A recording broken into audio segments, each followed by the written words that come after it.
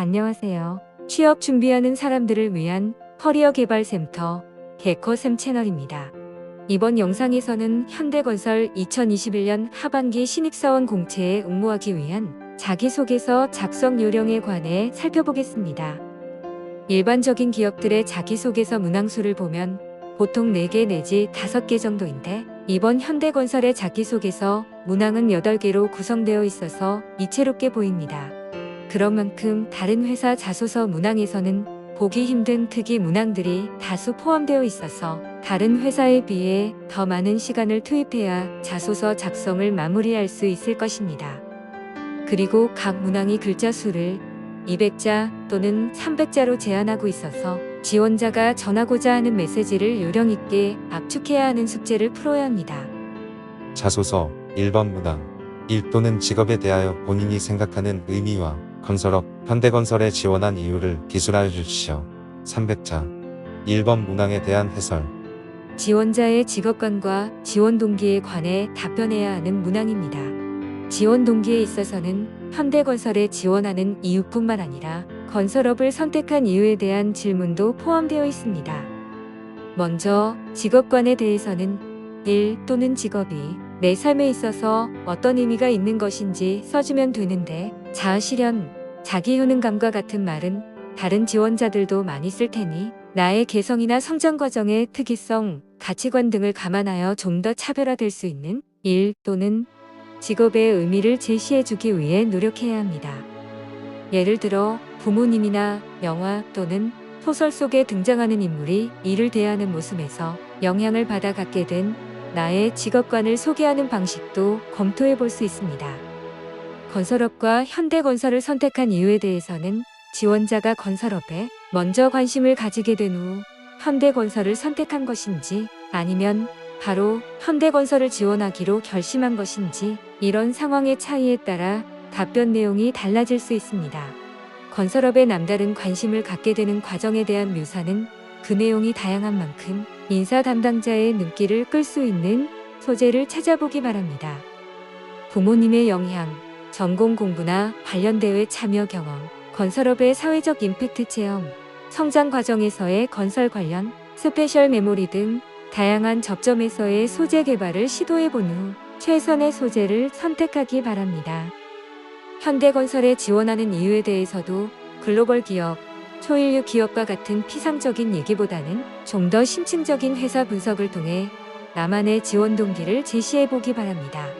자신이 건설업에 남다른 관심을 갖게 된 배경이나 성장 과정을 건설업체로서 현대건설만이 갖고 있는 특이성에 투영시켜보면 좀 더 차별화된 지원 동기를 찾을 수 있을 것이라고 생각합니다. 자소서 2번 문항 지원 직무를 설명하고 본인이 적합하다고 판단하는 사유를 구체적으로 기술하여 주십시오.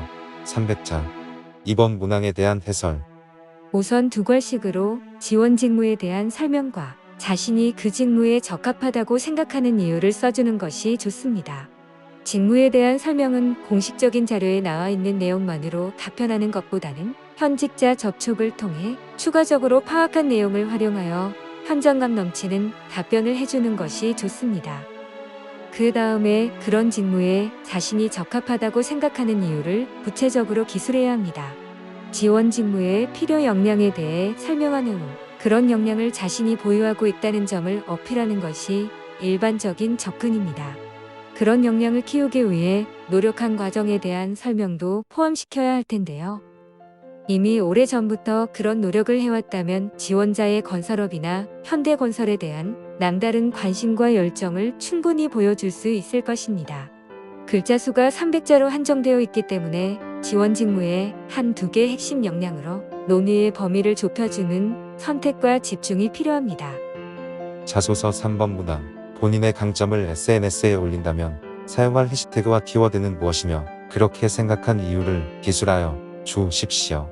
200자 3번 문항에 대한 해설 자신의 강점을 해시태그와 키워드 형식으로 제시하고 그렇게 생각하는 이유를 설명해주는 문항입니다. 몇 개의 강점 키워드를 제시하는 것이 좋을지 결정해야 하는데 글자 수가 200자로 한정되어 있으니 키워드는 2개를 넘지 않도록 하는 것이 좋겠습니다. 선택된 강점 키워드는 대부분 다른 지원자들이 선택한 키워드와 많이 겹치기 때문에 결국 강점의 키워드에 대한 특이한 설명이나 사례 제시를 통해 차별화를 시도해야 합니다. 특히 사례를 통해 자신의 강점을 설명하려면 글자 수 제한에 걸리기 쉽기 때문에 강점 키워드를 한 개로 한정해야 할 수도 있습니다. 인사 담당자들이 쉽게 호감을 느끼는 강점 키워드가 있기는 하지만 그런 것들은 다른 지원자들도 많이 선택하여 진부하게 보이기 쉬운 위험성이 있으니 좀 생소하게 보일지라도 자신의 개성을 잘 표현해주는 키워드를 선택하는 것이 좋습니다. 자소서 4번 문항. 부모님, 친구 등 다른 사람들이 지원자를 평가할 때 가장 많이 언급하는 장점과 단점을 기술하여 주십시오. 200자. 4번 문항에 대한 해설. 3번 문항이 강점과 4번 문항이 장점이 겹칠 수 있는데 같은 말을 반복할 수는 없으니 3번 문항 키워드와의 일관성이 깨지지 않는 다른 어구를 선택해주면 되겠습니다. 예컨대 3번의 강점 키워드가 강한 추진력이었으면 4번의 장점으로 적극성이나 긍정 마인드와 같은 어구를 선택해주는 것이 무난할 것입니다. 일단 가족이나 친구들 모임이 있을 때 자신의 장점과 단점에 대해 얘기해달라고 요청한 후 나오는 어구들을 메모하여 이 문항이 답변을 작성하는 데 활용하면 되겠습니다.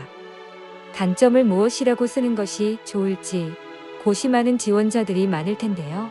자기소개서나 면접에서 쓰면 안 되는 단점들의 목록이 있으니 그런 단점을 언급하는 것은 자제하면서 특이하게 보일 수 있는 단점을 선택해주면 되겠습니다. 대부분의 지원자들이 장점 같은 단점과 같은 상투적인 단점을 선택하기 때문에 그런 답변에서 조금만 차별화시키더라도 인사 담당자의 눈길을 끌 수 있는 답변을 완성할 수 있습니다. 치명적인 단점만 아니면 되니까 솔직하고 자신감 있게 자신의 단점을 자소서에 담아주기 바랍니다. 자소서 5번 문항. 가장 감명 깊었던 영화, 소설, 시, 음악은 무엇이며 본인에게 어떠한 영향을 주었는지 기술하여 주십시오. 200자. 5번 문항에 대한 해설. 지원자의 취향, 가치관 등 개인적 특성에 관해 알아보고자 하는 문항입니다. 내가 감명 깊게 보거나 들었던 영화, 소설, 시, 음악을 선택한 후 그 작품으로부터 어떤 영향을 받았는지 답변해야 하는데 어느 작품을 선택하는 것이 좋을지 막연하게 느껴질 수 있습니다. 그런 경우에 이 문항에 대한 답변을 통해 나의 어떤 일면을 보여줄 것인지 그 질문에 대한 답을 먼저 정한 후 그것에 관련된 작품을 찾으면 좀 더 쉽게 해당 작품을 찾을 수 있을 것입니다. 건설업에 관련된 작품을 찾아서 쓸 수도 있을 텐데요. 다른 지원자들도 그렇게 접근할 가능성이 많기 때문에 인사 담당자에게는 진부하게 보일 수 있는 위험성이 있습니다. 그러니 회사나 직무에 너무 구애받지 말고 자신이 개인적으로 정말 좋아하는 분야나 이슈에 관련된 작품을 선택함으로써 차별화된 개성을 보여주면 된다고 생각합니다. 그리고 이 문항에 대한 답변을 통해 나만의 성장 과정과 같은 특이성도 함께 전달하는 것도 검토해보기 바랍니다. 자소서 6번 문항. 본인이 생각하는 회사와 직원의 이상적인 관계는 어떤 모습인지 적절한 비유와 함께 기술하여 주십시오. 200자. 6번 문항에 대한 해설. 지원자의 직장관이나 소속 조직에 대한 마인드와 같은 것을 알아보고자 하는 문항입니다. 다른 회사 자기소개서 문항에서는 찾아보기 힘든 특이한 문항입니다. 정말 회사와 직원의 이상적인 관계는 어떤 모습일까요? 저 또한 지원자들이 이 문항에 대해 어떻게 답변을 할지 궁금합니다. 제 짐작으로는 상생관계, 동반자관계와 같은 답변이 많이 나오지 않을까 생각됩니다. 이와 같은 평이한 답변이 아닌 특이 답변으로 인사 담당자의 눈길을 끈 다음 그것에 대한 적절한 비유와 부연 설명을 통해 심사자가 고개를 끄덕일 수 있게 하는 것이 최선의 접근이라고 생각합니다. 앞에서 얘기했던 동반자관계와 비슷한 맥락이긴 하지만 부부관계, 연인관계와 같은 어구를 표방하여 읽는 사람의 호기심을 자극하는 방안도 검토해봐야 하겠습니다. 그 다음에 그런 답변에 대해 잘 설명해 줄 수 있는 비유를 찾아야 하는데 그것 또한 간단한 일이 아닌 것 같습니다. 위 문항에서 제시해준 토트넘 손흥민의 관계와 같이 현실 세계 속에서 비유할 만한 관계를 찾을 수 있겠지만 그것이 쉽지 않다면 우리들에게 익숙한 영화나 드라마, 소설 속에서 비유할 만한 소재를 찾는 것도 시도해 보기 바랍니다. 예를 들어 부부관계라고 답변을 했다면 남편과 아내가 각자 자신이 해야 할 역할을 충실히 수행하면서 행복하게 살았던 영화나 드라마 속 부부를 찾았어 이 문항에 대한 답변 소재로 활용할 수 있겠습니다. 자소서 7번 문항.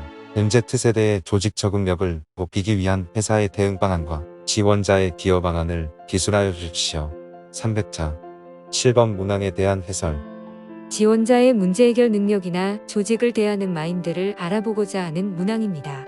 먼저 MZ세대의 심리적 특성이나 행동적 특성에 대한 스터디가 필요하겠습니다. 그리고 조직 생활이나 적응에 있어서 이전 세대와 다른 MZ세대의 특성이 무엇인지 알아봐야 하겠습니다.